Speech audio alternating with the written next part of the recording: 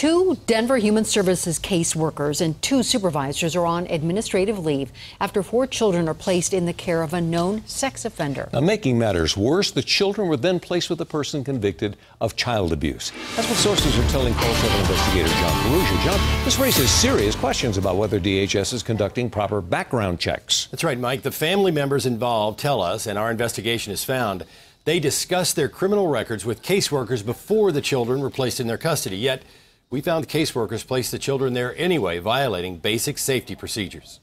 She's 6, she's 5, and she just turned 3. Aaron is the father of one of Andrea's 5 children. She has 4 others with 2 different fathers. Theirs is a case typical of what the Denver Department of Human Services investigates daily, trying to keep kids safe. They came because they got reports that I was using meth. Her drug use was endangering her 5 children, and even before DHS got involved, she had given custody of 3 of them to Aaron. I knew that what I was doing, it wasn't right. And so DHS opened a dependency and neglect case, not only on Andrea, but on Aaron and another one of the children's fathers, setting up a plan for the entire family. Caseworker contacted me. He seemed really pleased that I was looking out for the interests of the kids. But Aaron had an extensive criminal history that included violent gang activity and a conviction for sex assault and providing alcohol to minors. And I never really expected that the state would be like, we're going to give this guy someone else's kids. He has to register with Aurora Police every year.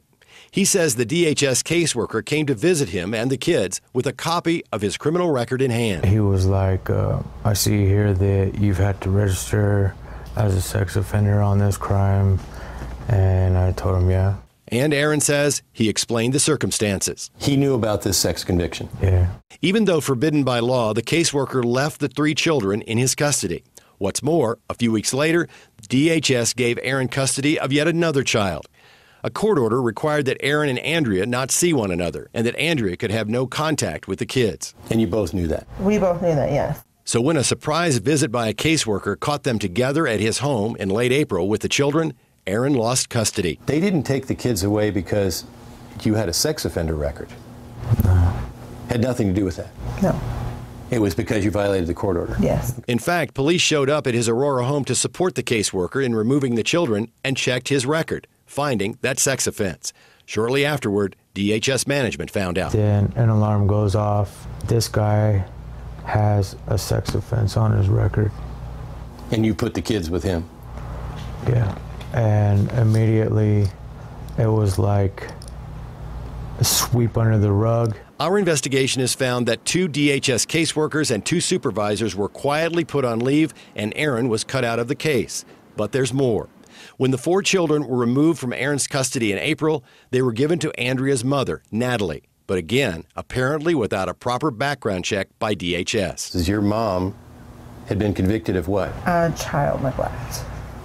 Child neglect and abuse? Yeah. I let them know in the meeting of my history that I had felonies, that I had been in prison. She says she assumed that the caseworkers would have checked her background before giving her custody. But our investigation found they didn't. Now, as a result of this mismanagement, the 4 children have been moved multiple times over the past few months and are now in 2 separate foster homes. DHS manager Penny May has agreed to talk with us tomorrow and meanwhile sent this boilerplate statement saying, in part, providing a safe living environment for children of this city is Denver Human Services' utmost priority, and we will take any and all steps possible to ensure that. Well, clearly, our investigation has found that's not true in this case. The question is, how many other kids are in homes where DHS has not properly completed a background check? In the newsroom, I'm John Ferrugia, 7 News.